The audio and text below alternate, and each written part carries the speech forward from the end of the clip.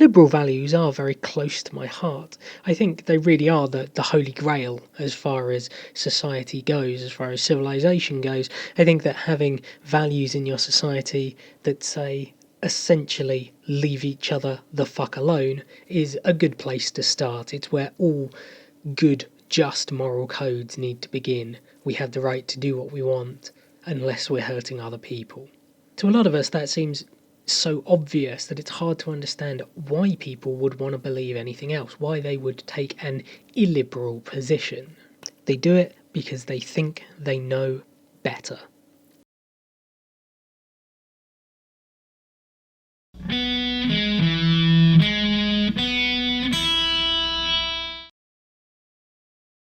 Liberalism is almost a given in Western democracies. It's almost impossible to think of a nation that has any semblance of real democracy without some degree of liberal values. The reason for this is quite obvious. It's very hard to have an actual democracy without having liberal ideas. If you live in a place where it's permissible to punish or harm or attack someone for doing something that doesn't harm you, then you can't have a democracy. You can't have a robust exchange of ideas if you're just going to kill everyone who has different ideas to you. Even if you are a very hard conservative, you still agree on the idea that democracy is a good idea, that free speech is a good idea. We might disagree on how exactly we can form a best state. We might disagree on the lines where states' power should stop, but we all agree that it should stop somewhere, and we all agree that the individuals should be free to make their own choices. People out on the fringes who hold genuinely illiberal ideas are a different class of person altogether. They tend not to think of themselves in terms of being illiberal people, but they are illiberal nevertheless. And in fact, it's this blindness to their illiberalness that allows them to hold weird, fringe, dangerous ideas. Liberalism as a concept is a result of the better angels in our nature winning out over thousands of years of, frankly, terrible rule. In the end, the philosophers and the democrats, the founding fathers of democracy around the world, who took hundreds of years to develop these ideas into a coherent theory that was explicable to everyone, they finally won. They finally won against the autocrats. They finally won against the warlords. Liberalism finally won because it's a good idea.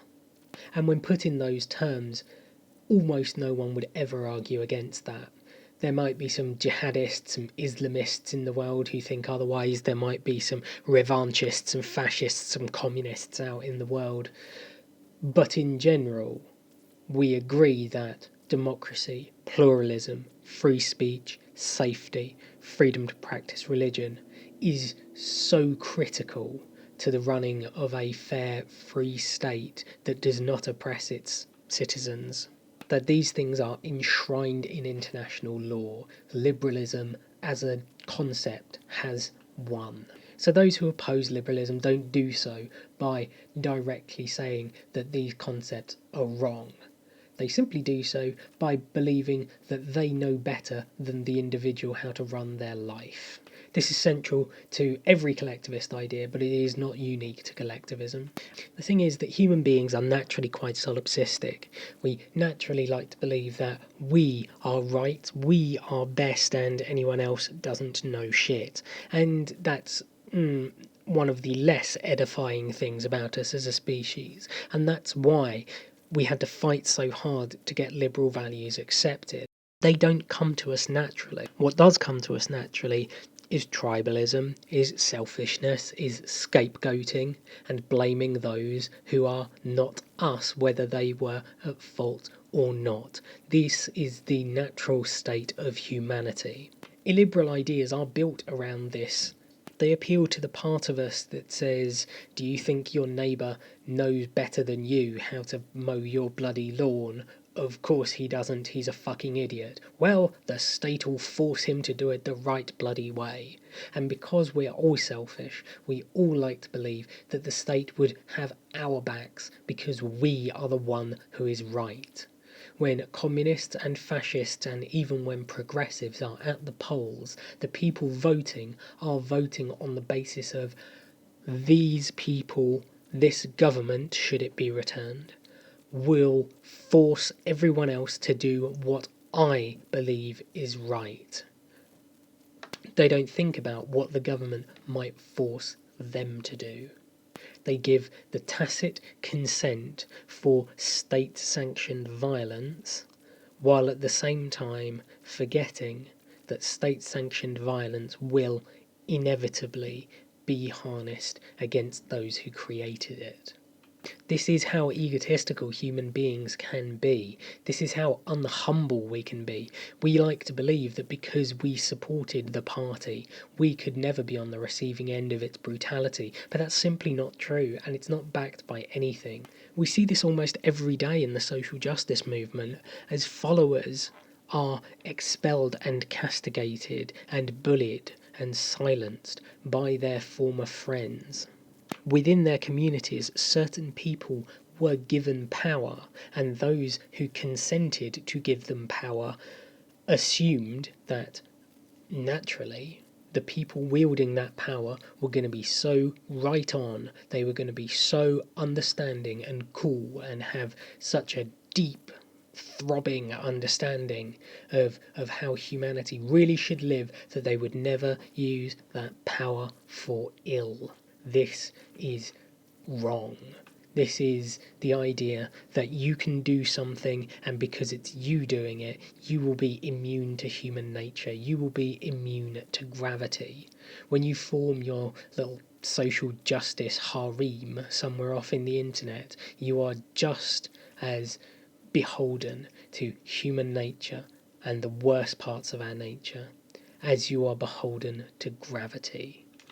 The second part of the illiberal impulse is the desire to reach into people's lives and mess around with them.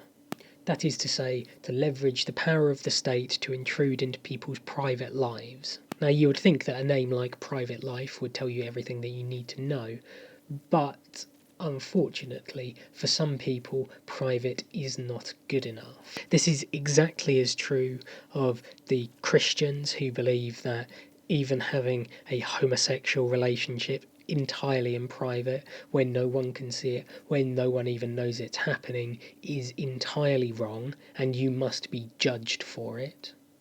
This is exactly as true for feminists who want to purge your thoughts, who it is not enough simply to hire and support and treat women well in your actual real life, in the real world. You must instinctively treat women a certain way in your thoughts in order to pass muster for them.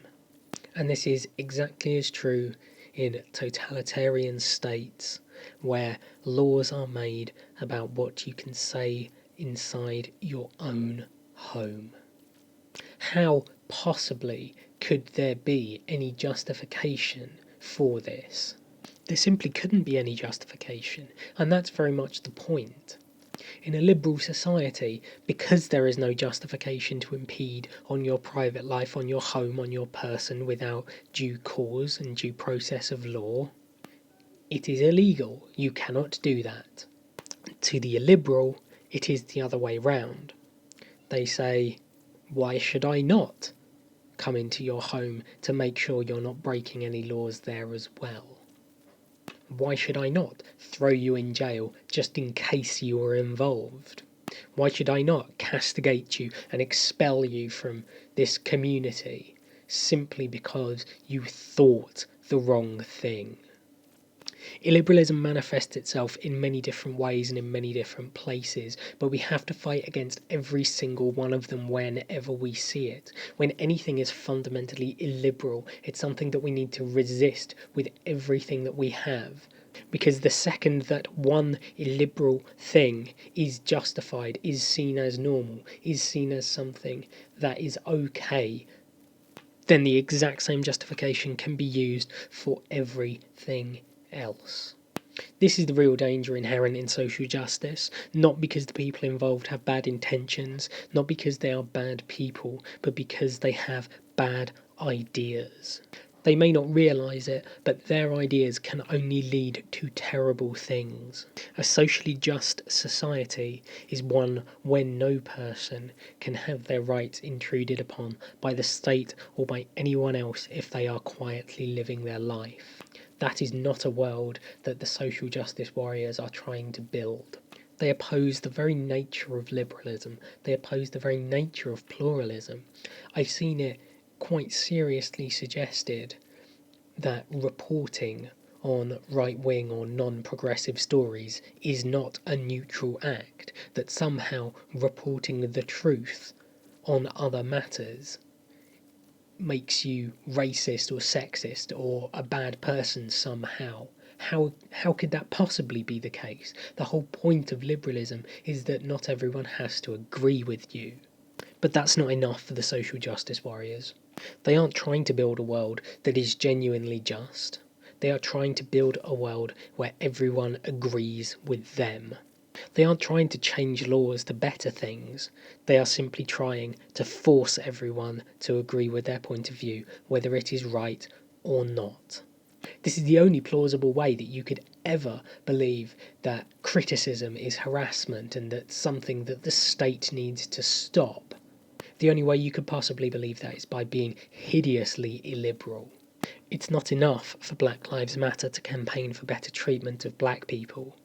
They have to go and get up in white people's faces and tell them that they are individually wrong, that their thoughts are somehow hurting them. This is why we see so much talk about feelings on the progressive side here, because feelings are something that can be hurt by thoughts or that can be hurt by perceived slights.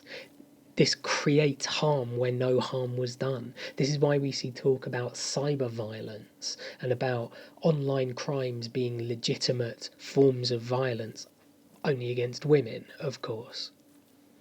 Because this creates the mandate to use force back against the people doing it. By turning people into victims, you can use the power of the police of the state against them. This is the same that is said in totalitarian states when your thought crimes are exposed.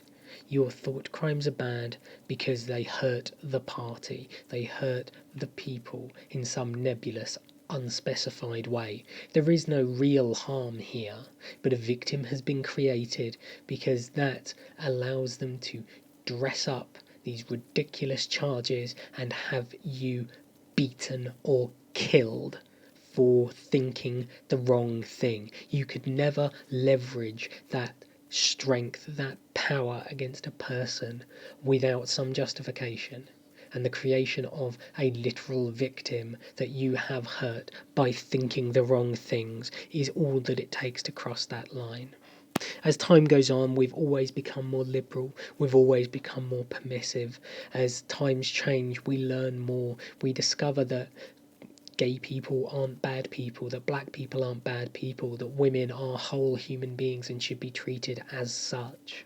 As time has gone on, we have created a more fair, more just world simply by looking at how we were living before and saying, we could be fairer than we are. We've created all of these changes not by forcing people to agree with us. We've created these changes by them being legitimately fair and legitimately just. That's how you can tell an illiberal idea from a liberal one, even if they are both dressed up to talk about rightness and justice. Illiberal ideas require an explanation why someone is being hurt. Liberal ideas do not. Only self-evident hurt is considered justification for the use of force. Illiberal ideas can never engage with liberal ones on their own terms, because in any debate between liberal and illiberal ideas, the liberal ideas are always the ones that win. This is why we are seeing now social justice falling apart at the seams as real people and real politicians begin to understand what is being asked for and respond, "What the fuck are you talking about?" It is not in human nature for us all to agree. Any system that demands everyone does, that demands that we all think the same thoughts, regardless of how laudable their goals, is dangerous and must be stopped. I'm the political animal, and I am a liberal.